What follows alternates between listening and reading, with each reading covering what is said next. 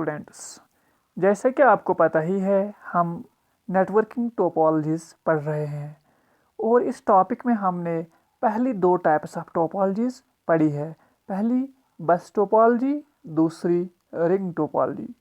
तो आज के लेक्चर में हम स्टार टोपोलॉजी को पढ़ने जा रहे हैं। अभी स्टार टोपोलॉजी होती क्या है? जैसे कि डायग्राम में आपको ये क्लियरली दिख रहा होगा कि हमारे पास 4 नोड्स है या 4 कंप्यूटर्स दिखाई दे रहे हैं। जो चारों के चारों कंप्यूटर हैं एक सेंट्रल डिवाइस से कनेक्ट किए हुए हैं। इस सेंट्रल डिवाइस को हम हब बोलते हैं। यहाँ पे आप देख सकते हैं कि जब भी कोई कंप्यूटर, मान लो कंप्यूटर, जब भी कोई कंप्यूटर हमारा जो भी कोई कंप्यूटर हमारे पास है, मान लो कंप्यूटर 1 कंप्यूटर 3 के साथ कम्युनिकेट करना चाहता है, तो उसको अपना डेटा या जो भी कम्युनिकेट करना है वो पहले हब के पास ट्रांसमिट करना है, तो उसके बाद हब से वो डेटा कंप्यूटर 3 के पास चला जाएगा। या कंप्यूटर 2 कंप्यूटर 1 के साथ कम्युनिकेशन करना चाहता है, तो उसको पहले अपना डेटा हब के पास भेजना है और उसके बाद हब वो डेटा कंप्यूटर 1 के पास भेजेगा। इसी तरह जो भी कंप्यूटर आपस में कम्युनिकेशन करना चाहते हैं तो उनको अपना डेटा एक सेंट्रल पॉइंट के पास भेजना होता है। उस सेंट्रल पॉइंट से वो डेटा रिडायरेक्ट हो जाता है डेस्टिनेशन नोड की तरफ। तो यहाँ पे आपको एक चीज़ का पता चल रहा है कि जो भी कंप्यूटर्स है ये आपस में नहीं जुड़े होते हैं। जैसे कि आपने रिंग टोपोलॉजी में देखा कि कंप्यूटर्स एक दूसरे के साथ जुड़े हुए होते थे। जब भी किसी कंप्यूटर को किसी और कंप्यूटर को डेटा भेजना होता था तो वो डेटा पहले एक कंप्यूटर के पास होता था, फिर दूसरे के पास, फिर तीसरे के पास, जब तक कि वो अपने डेस्टिनेशन तक ना पहुँचे। लेकिन यहाँ पे आप क्लियरली देख सकते हैं कि जिन ही दो कंप्यूटर्स को आपस में कम्युनिकेशन करना है उसमें किसी तीसरे कंप्यूटर का कोई इंटरफेरेंस नहीं होगा, बल्कि जितना भी डेटा आ जाएगा वो डायरेक्टली सेंट्रल हब के पास आ जाएगा और सेंट्रल हब से वो उस फाइनल डेस्टिनेशन पे पहुंच जाएगा। यानी कि यहाँ पे जो ये सेंट्रल डिवाइस है जिसको हम नेटवर्किंग डिवाइस भी कहते हैं, ये एक्ट एज सर्वर करता है। यहाँ पे सर्वर का काम ये है कि ये डेटा को पहले रिट्रीव करता है, उसके बाद ट्रांसमिट करता है। जितना भी डेटा आ जाता है सेंट्रल पॉइंट पे आ जाता है और उसके बाद सेंट्रल पॉइंट से डाइवर्ट होके डेस्टिनेशन पे आ जाता है। जैसे कि आपने रिंग या बस टोपोलॉजी में देखा कि वहाँ पे कोई सेंट्रल कनेक्शन नहीं होता था, लेकिन यहाँ पे एक सेंट्रल कनेक्शन है जिसको हब हम कहते हैं। हब उस डेटा का डेस्टिनेशन एड्रेस देखता है और उसके बाद डायरेक्ट करता है उस डेटा को अपने डेस्टिनेशन पे। अब अगर फीचर्स की बात करें तो स्टार टोपोलॉजी के फीचर्स क्या है? सबसे पहले फीचर ये है कि हर एक नोड को एक डेडिकेटेड कनेक्शन होता है सेंट्रल डिवाइस के साथ, यानी कि हब के साथ। और जो ये हब होता है, जो सेंट्रल डिवाइस होता है, ये एक्ट करता है एज रिपीटर, यानी कि जो भी डेटा इसके पास आ जाता है उसको ये नॉइज फ्री करता है और उसके बाद ये फॉरवर्ड करता है। और जो हमारी ये स्टार टोपोलॉजी है इसमें जो ये डेडिकेटेड कनेक्शन है जिनको हम लिंक्स बोलते हैं, उन लिंक्स के लिए किस चीज़ का यूज़ होता है, किन केबल्स का यूज़ होता है? या तो ट्विस्टेड पेयर वायर इसमें यूज़ होती है, या तो फाइबर ऑप्टिक केबल यूज़ होती है, या तो कोएक्सियल केबल यूज़ होती है। यानी कि 3 प्रकार की केबल इसमें यूज़ की जाती है: twisted pair wire, optical fibre cable और कोएक्सियल केबल्स। अब अगर हम यहाँ पे एडवांटेजेस की बात करें तो स्टार टोपोलॉजी की एडवांटेज क्या है? सबसे पहले एडवांटेज ये है क्योंकि हमने पहले ही बताया है कि एक डेडिकेटेड लिंक होती है from one node to the central hub and from central hub to the another node, यानी इसकी परफॉर्मेंस बहुत ही अच्छी होती है, यानी कि फास्ट डेटा रेट इसमें होता है। अगर इसमें बहुत कम नोड्स कनेक्ट होते हैं, लो ट्रैफिक हो, तो फिर ट्रैफिक लो हो जाता है इसमें। दूसरी बात यह है कि हब को हम बड़ी आसानी से अपग्रेड कर सकते हैं। इसमें और एक एडवांटेज ये भी है कि बहुत ही आसान होता है ट्रबल शूट करना। अगर किसी भी कंप्यूटर में कोई प्रॉब्लम आ रही है, आसानी से पता चलता है कि इस कंप्यूटर में प्रॉब्लम आई है तो हम इसको ट्रबल शूट आसानी से कर सकते हैं। जैसे कि आपको रिंग में पता था कि अगर हमारा डेटा कहीं पे लास्ट हो जाता था तो हमें पूरा नेटवर्क चेक करना पड़ता था कि कौन सी जगह पे हमारा नेटवर्क फेल हुआ है। लेकिन यहाँ पे जब हम कोई भी डेटा भेजते हैं तो पता ही है, फ्रॉम सोर्स नोड तो हब जाएगा, उसके बाद हब टू डेस्टिनेशन जाएगा। जितना भी हमें देखना है सिर्फ इन दो लिंक्स को चेक करके ही देखना है।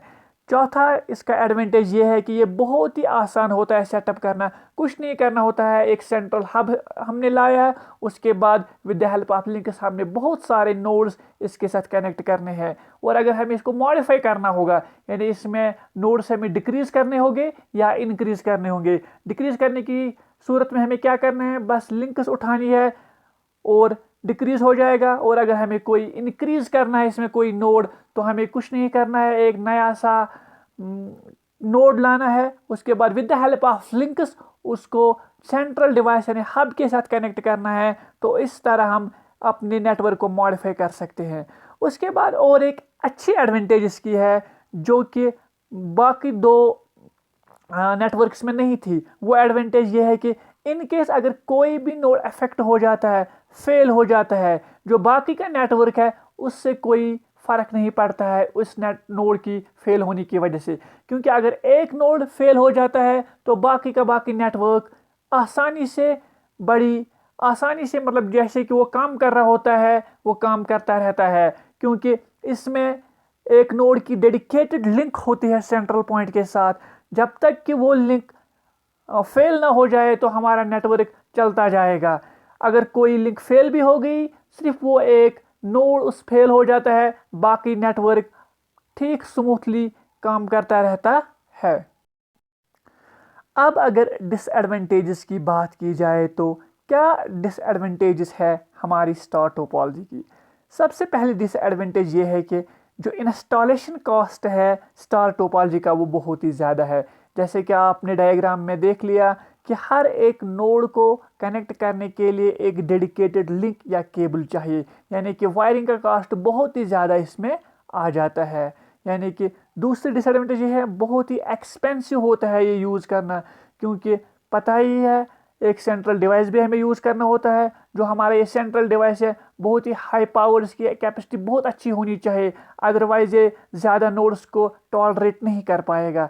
तीसरी डिसएडवांटेज इसकी ये है, इन केस हमारा जो सेंट्रल कनेक्टिंग डिवाइस जिसको हम हब कहते हैं या सर्वर भी बोल सकते हैं, अगर वो फेल हो जाता है तो पूरी की पूरी नेटवर्क हमारी फेल हो जाएगी।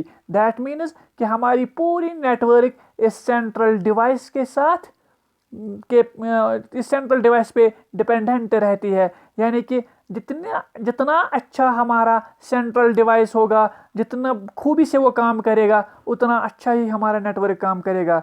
चौथा डिसएडवांटेज इसका ये है कि जो भी परफॉर्मेंस हमारे नेटवर्क की होती है वो डिपेंडेंट होती है हमारे सेंट्रल डिवाइस हब पे। यानी कि अगर हमें बड़ा नेटवर्क बनाना होगा तो इसकी कैपेसिटी बहुत अच्छी होनी चाहिए।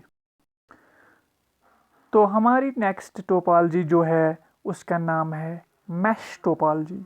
अब मैश टोपोलॉजी होती क्या है, इसमें हर एक node point two point connect होता है। मान लो कि हमारे पास 4 नोड्स है, ये 4 नोड्स आपस में हर एक दूसरे के साथ जुड़े हुए होते हैं। इसमें कोई सेंट्रल डिवाइस नहीं होता है, इसमें कोई रिंग आर्किटेक्चर नहीं होता है, इसमें कोई बस आर्किटेक्चर नहीं होता है, बल्कि इसमें पॉइंट टू पॉइंट कनेक्शन होता है। यानी कि कंप्यूटर 1 कंप्यूटर 2 के साथ भी जुड़ा होगा, कंप्यूटर 3 के साथ भी जुड़ा होगा, कंप्यूटर 4 के साथ भी जुड़ा होगा है। अब इसमें मान लो कि अगर हमें n डिवाइसेस आपस में कनेक्ट करने होंगे तो हमारे पास कितने फिजिकल कनेक्शंस होने चाहिए।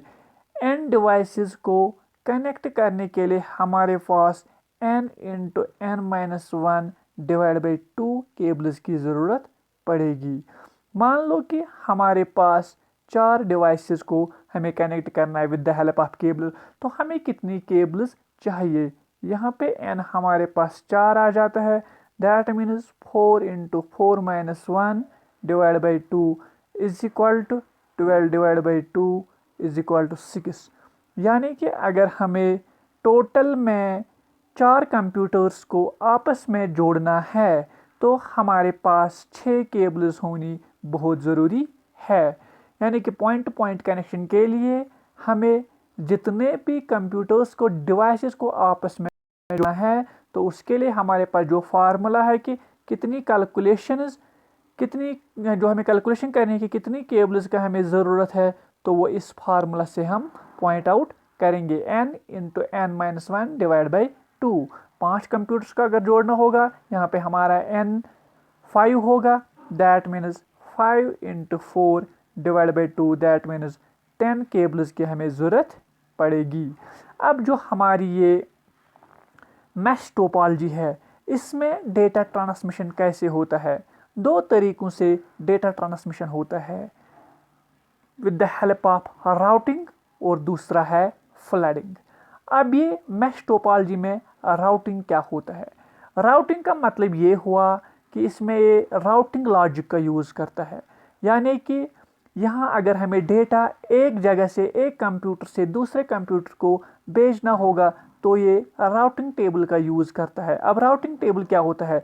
राउटिंग टेबल एक ऐसा लॉजिकल टेबल होता है जो कि शॉर्टेस्ट पाथ को कैलकुलेट करता है from source node to destination node, ताकि आसानी से डेटा को हम ट्रांसमिट कर सकते हैं।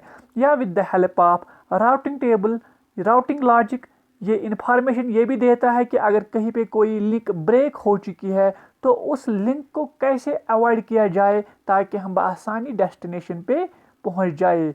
इस राउटिंग लॉजिक में और एक चीज़ भी हम देख सकते हैं कि अगर कहीं पे कोई लिंक या नोड फेल हुआ है, तो हम अपने राउटिंग टेबल को रिकन्फिगर कैसे कर सके ताकि हम आसानी से कोई छोटा रास्ता from source node to destination node देख सके।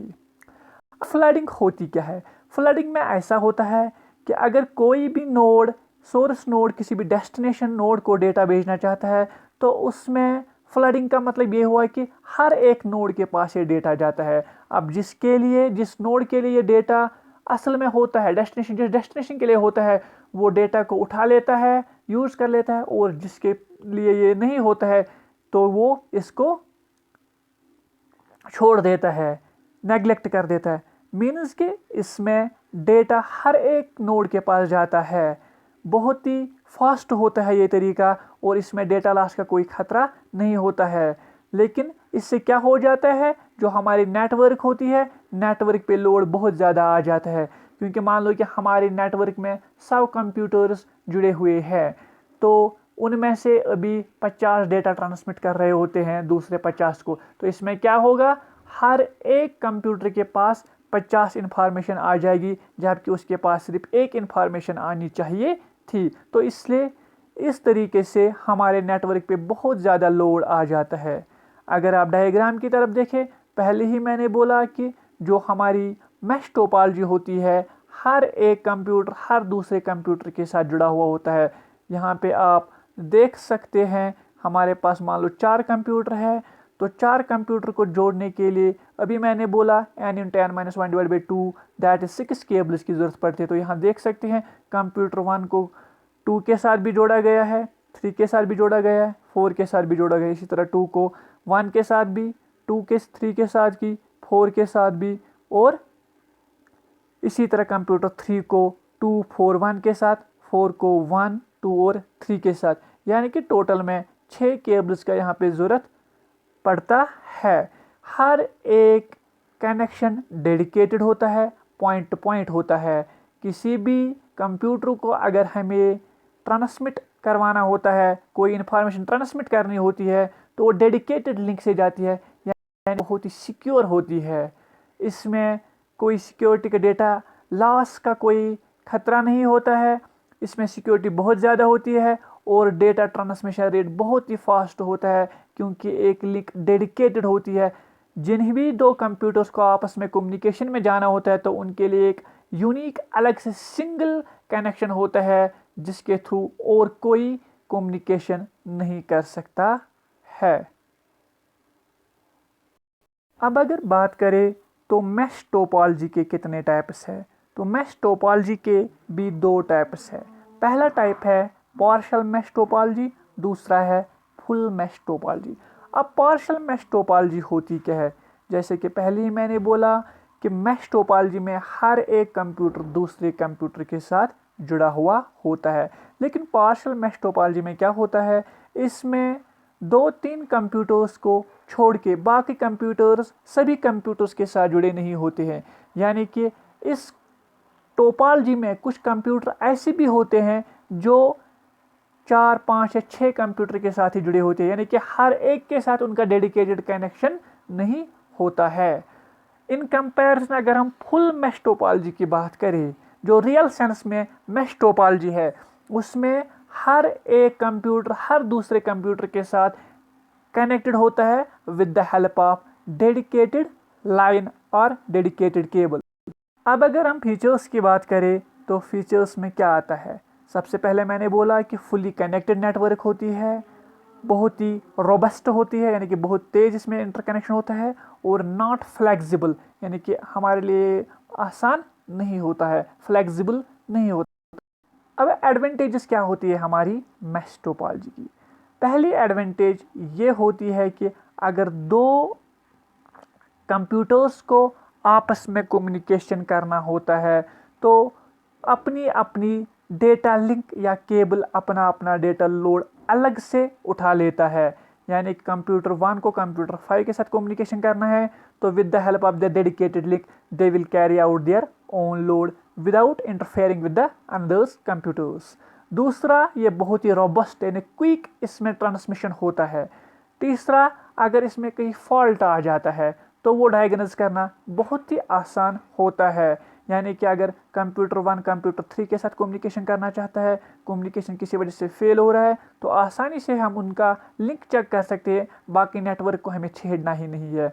चौथा एडवांटेज इसका ये है, ये हमें बहुत ही सिक्योरिटी और प्राइवेसी देता है, क्योंकि किसी को भी पता नहीं चल रहा है कि कौन से दो कंप्यूटर आपस में कम्युनिकेशन में है, और अगर पता चल भी जाता है तो ये पता नहीं चलता है वो आपस में क्या कम्युनिकेट कर रहे हैं, क्योंकि उनकी एक डेडिकेटेड लिंक अलग से होती है, दूसरे कंप्यूटर्स का उसके साथ कोई लेना देना नहीं होता है।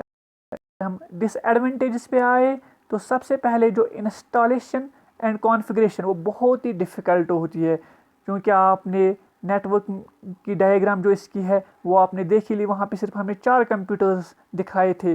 मान लो कि अगर हमें 100-200 कंप्यूटर्स इस टेक्नोलॉजी से जोड़ने होंगे तो कितना डिफ़िकल्ट ये काम करना होगा, क्योंकि बहुत ही ज़्यादा वायर्स का इसमें यूज़ होता है। दूसरी डिसएडवांटेज इसकी ये है, क्योंकि हर एक कंप्यूटर डेडिकेटेड लाइन से कनेक्ट होता है तो केबलिंग कॉस्ट बहुत ही ज़्यादा होता है, बहुत ज़्यादा केबलिंग इसमें यूज़ होती है। तीसरी डिसएडवांटेज ये है कि इसमें बहुत ज़्यादा केबलिंग रिक्वायर्ड होती है, बल्क केबलिंग रिक्वायर्ड होती है। एक ही जगह पे हमें बहुत ज़्यादा केबल्स ऐसी मिलेंगी, हमें पता ही नहीं चलेगा कौन केबल कहाँ से आ रही है और कहाँ जा रही है। सो डियर व्यूवर्स, अगर आपको मेरा वीडियो पसंद आया हो, इसको लाइक करें, शेयर करें और चैनल को सब्सक्राइब करना ना भूलें। Thank you and have a nice time.